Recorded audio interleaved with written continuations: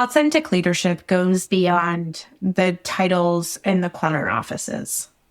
It's philosophy rooted in being true to oneself, a commitment to authenticity, genuine interactions, and transparent leadership. Picture this. An authentic leader is like a compass, unwavering and true. They don't wear masks or adopt personas. They bring their genuine selves to the forefront. It isn't a buzzword, this word of authenticity. It's the lifeblood of effective leadership. It's about creating an environment where trust can flourish and fostering a positive organizational culture that reverberates from the top down. You are listening to That Big CEO Energy, where we talk all things business, life, marriage, and push you to a new edge of discovering what that big CEO energy means for you. Listen, I understand that we have barriers that we carry from when we were once employees, and those have impacted us as we continue to build our businesses. I'm here to walk alongside you and give you encouragement through interviews with friends and other women in business who have broken down those barriers and paved their own way. Tune in with me as we uncover some of the unconscious things that we do that keep us from building that big CEO energy we've always dreamed about. Let's dive in. So today we're talking about why authenticity matters so much in leadership. And you all are going to get sick of me talking about leadership, but it's so passionate to me because being an authentic leader is something that is near dear to my heart because it's something I have yet to experience, which is pretty sad. And one might say, oh no, you've had authentic leaders. You've had great conversations. But here's the thing. Those conversations didn't leave beyond the four walls. Those conversations didn't make me feel any different. Matter of fact, one could say that the authentic, quote unquote, conversations that I had were just a formality. They were just something to tick the box to make sure that my leader chatted with me. But authentic leadership is the catalyst for building trust within teams and creating a workplace where individuals feel empowered to be their true selves. So as we navigate through these principles of authentic leadership, we'll also uncover the secrets to not just leading, but leading authentically. Whether it's your own business, whether you are working in corporate, being an authentic person turns into authentic leadership. Let me say that again. Being an authentic person turns into authentic leadership. So why does self-awareness even matter in leadership? You might even wonder, but imagine being the captain of a ship without knowing its strengths and weaknesses or really even the direction it's headed. Self-awareness is the compass that guides leaders through these uncharted waters and provides clarity on their values, motivations, and the impacts that they want to make in the world. So when we talk about authentic leaders who are self-aware, they possess a deep understanding of how their values align with the organization's mission, but not just about making decisions, it's about making decisions that resonate with your authentic self. So how can you enhance your self-awareness as a leader? Let's explore 2 actionable steps here. And we're going to take these in bite-sized pieces. But first, take a moment for introspection. I want you to reflect for a moment on your core values. What principles truly matter to you?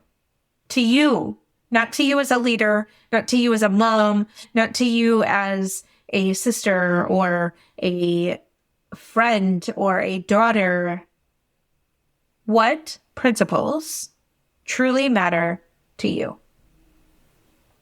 When you understand your value, it serves as a solid foundation for making decisions that align with your true self. No? But second, seeking feedback from those around you, your peers, your subordinates, and mentors. It's like kind of having a pair of eyes on your journey. Others may notice aspects of yourself that you might overlook, right? Providing valuable insights to enrich your self-awareness first comes from what others notice. So this is called relational transparency. And the question you might ask is, why does this matter in the grand tapestry of leadership? But it's more than just a leadership buzzword.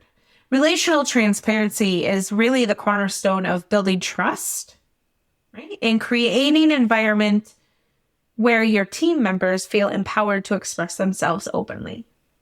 So you have to have two in order to have relational transparency.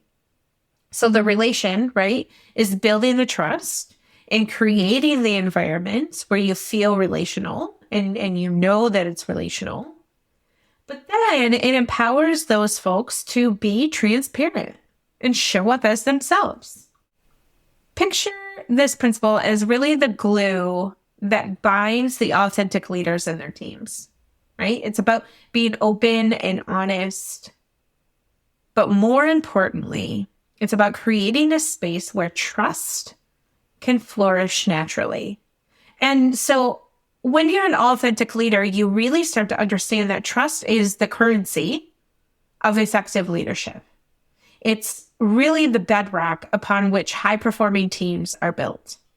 So let's break down why relational transparency matters, because this is the nuts and bolts. Firstly, building trust through openness and honesty lays the foundation for strong, resilient teams. So when you can sit and have honest and open conversations with your team members about personal things, about things that are going on at work, about making things better in their environment, that creates a strong, resilient team because they will work together as a cohesive unit when no matter what is going on, they will work to figure it out. And when team members see their leader being transparent, now that just sets a powerful example that ripples through the entire organization. When you have a leader that is fully transparent about what is happening, and we're not saying like come in and complain about your husband or complain about the dog and needs to be let out at 3 a.m. again. That's not what we're saying. But when you can be transparent that even something as tough as a loss. I remember when I can't remember where I was working for. But this woman came into my office and said, I'm going through something really personal and I just need time off. And I said, oh, are you okay? And she said, I'm fine. And she was really cold and cut off. And I said, is there anything that I can do for you in this moment? And I'm like brand new to this organization, right? I have no idea.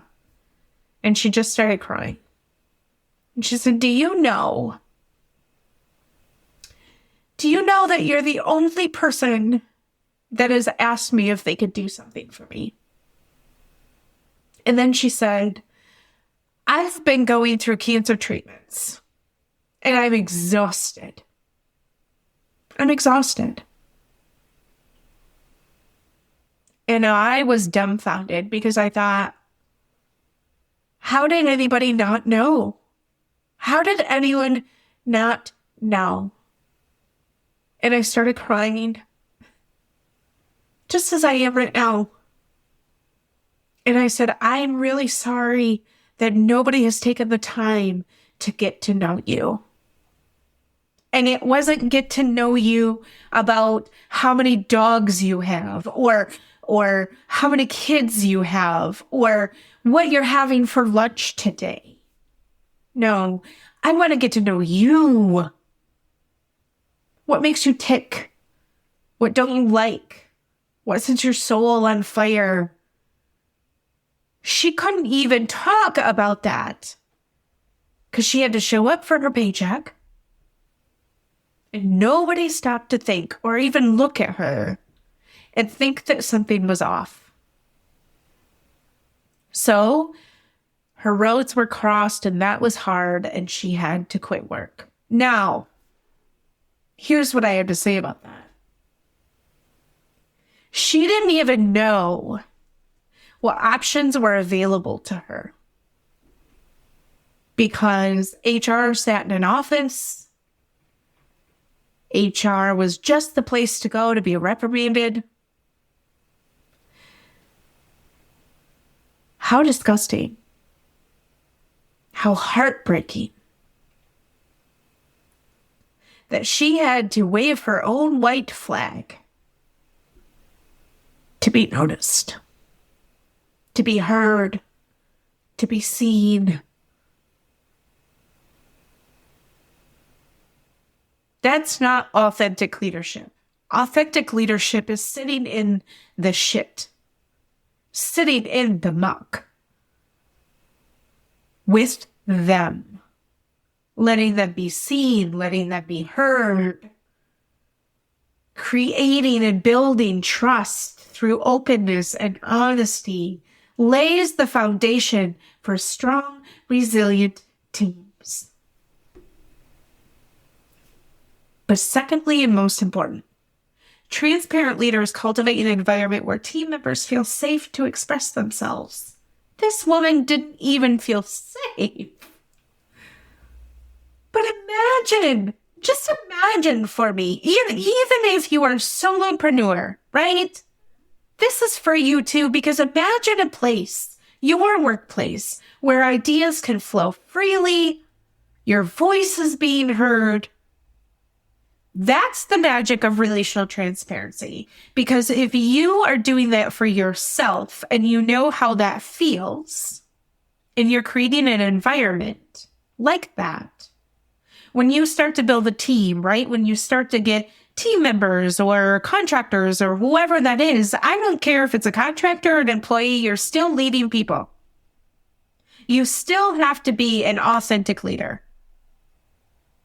Now, let's get practical for a minute, right? How can you embody relational transparency as a leader? It all starts with sharing your personal experiences and stories. And that's not to say you show up, you let people tell their little stories, and then you say, well, It's about being authentic from the first place. It's about unprompted sharing your experiences and stories in terms of what you're going through. Everybody has stuff that they are going through. Everybody has shit that they are unbearing. And when we can show up in small groups with our other team members and say, hey, I'm so sorry that I'm off today. I'm just going through, maybe your mom's sick or maybe you're sick, or even something as small as I'm just feeling sorry, folks. And you don't even have to say sorry, really. I mean, we lead with sorry a lot, but hey, if you need something, please let me know because I'm just feeling a little under the weather today. Even that, when you're not feeling great, that's relational transparency. People can get on board with that. But when you open up to your team, authentic leaders really start to connect on a human level. I don't know where the book was written, where when you get to a leadership role, you just have to shut off. And now it's process driven, and now it's focused. Can we put the human back in the processes? Like raising the hand? But when you insert personal anecdotes, it creates bridges of understanding. And my other tip here would be foster open communication by actively listening and responding authentically. When we listen to respond and don't listen to hear people, we often give the general responses of, oh yeah, so sorry you're going through that. Did you hear that? She said she was going through cancer treatments. That is not Oh, hey, so sorry about that, but let's chat about, the 6 forms that are due today. That's not what that is. If somebody shows up to you and says, man, I'm really feeling under the weather today. Hey, I hear you. Man, the weather just kind of sucks outside. Is there anything I can get for you? Would you like a cup of tea? Would you like a cup of coffee? Do you need, maybe an extra 5 minutes on lunch today? What do you need so that you can feel better today? Do you want me, honestly, I have done this before. Do you want me to run to the gas station? I was going to go pick up something. Would you like something? Hello, you're a human, right? But you can't understand what they are saying if you don't hear the words that are coming out of their mouth. And you don't help create the bridge of understanding. But authentic leaders don't shy away from ethical dilemmas. There's this bit about moral courage that we also have to come armored with. But when we come with moral courage, what happens is we confront them head on. We demonstrate moral courage that goes beyond the personal comfort. So why does it matter? When we stand up for what is right for the people that we have working for us, with us, especially when we are faced with challenges, it's the hallmark of authentic leadership. Moral courage is the authentic leadership hallmark stamp. It inspires trust among team members, right? And it upholds the integrity of the organization that you work for or that you are building. But you can only identify potential ethical dilemmas in your leadership roles when you anticipate the challenges and you're proactive in addressing them with integrity. So looking for the folks that, and I've shared this example in a few different other spaces, but I always give the example of when you have someone that calls out all the time, and it's usually at the same time of the month, it's usually when it's bad weather, sometimes it's payday, but when you can tap into that, right? And you can anticipate the challenge. So what is the challenge there? The challenge is he's not coming to work. Do you know why he's not coming to work? Does it happen to be on a payday? Because sometimes people get themselves in such a bind that they are working so hard, paycheck to paycheck, that they skip work on payday because they can't do ACH through their bank. They might not even have a bank account. And the reason why they don't have a bank account is because they've got themselves in some financial trouble. So they have to manually, and is their paycheck, do you give them a paycheck or do you direct deposit? Because if you give them a paycheck, right, and they just happen to get paid and then maybe they're gone the next day, what that signals to me is they have business to take care of. And it can't be done through direct deposit. So instead of, right, going to this person and saying, you're missing yet another day, I'm going to have to write you up because you've missed XYZ number of days in a row, let's sit them down and say, what challenges are you facing to be able to get to work? Are you burned out? Do you have other things going on? Like, how can I serve you by understanding what your situation is? Oh, man. If we could even just do that one thing, come on. But the second thing is you have to practice about speaking up what is right. Even if it involves confronting difficult situations, that's our job as an authentic leader. Your voice is a powerful tool in shaping an ethical and authentic organizational culture. So when we have employees that in your heart of hearts don't get paid enough, why can't you speak up for them? Why can't you go to bat for them? If they are a hard worker, they are dedicated. And even if they're not a hard worker, right? You don't have Gone are the days where we are blowing people out of the water with the work. Can we just do what we were contracted to do and let that be enough? Let it be enough.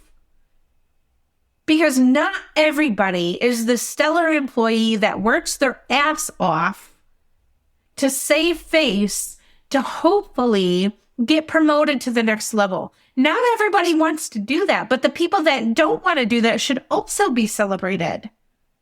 And they should be celebrated because they are the boots on the ground. They are the ones that are channeling and making life easy so that the person that wants to go on the track and do all of the things is being supported. But are you speaking up for the people that are showing up and doing their job? Even if it involves talking to other leadership about giving a pay raise where pay raises are due and restructuring how they are divvied up. If I have to have one more number scale, oh my gosh, I'm going to flip a lid. Flip a lid. But you can't even do that if you're not showing up authentically. Same is true for when you are building your business. Practice speaking up for what is right for your business. If you are being taken advantage of, if you are asked to do things outside of what your contract is, you don't have to do those, but you can encourage them to go and find people that will help shape that. And it doesn't have to be you. When you explore purpose-driven leadership, authentic leaders have a clear sense of purpose, right? When it's purpose-driven, they understand, they have a clear divine sense of direction that not only guides what their actions are doing, but it also inspires and motivates other people. And I'm not saying, circling back to what I just said before, I'm not saying you have to go into Burnout City just to prove a point to everybody else in your organization that they can do that too, because that's how you get to where you need to be. If you're already there, I am holding space for you. But even still, right, when you're building your business, when you have a purpose-driven business, when you are clear on what your purpose is for you and your business, it drives motivation. It drives authenticity. Your purpose is kind of like this North Star, right? It provides direction and meaning and a shared sense of a mission within your organization and within your business.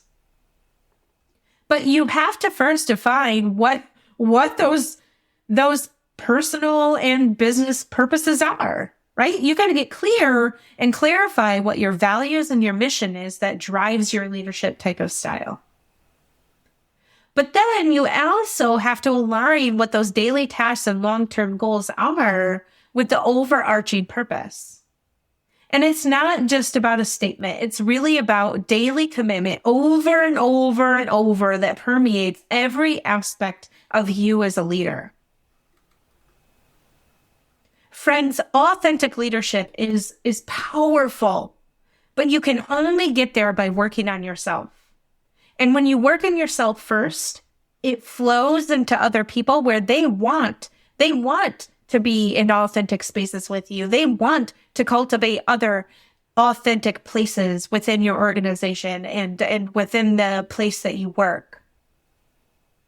But when you embrace your true self as a leader and not as a choice, it's a commitment to creating a workplace where trust thrives, where integrity prevails, and where teams are inspired to be and achieve greatness. I encourage each of you to embrace your true selves in your leadership role, whatever that is. If you are leading a team of people, if you are a solopreneur who aspires to have a team, start working on that now, because authenticity is the key to unlocking your full potential.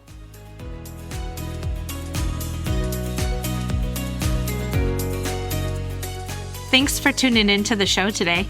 If you heard something that helped you, I would love it if you would leave a review and share it with your friends.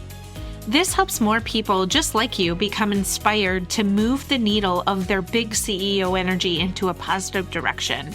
If you would like to learn more about how I can help you streamline and position your business for growth or lead your business as a CEO, feel free to jump into the show notes with all of the links to find me. And don't forget to head over to Instagram so we can be pals.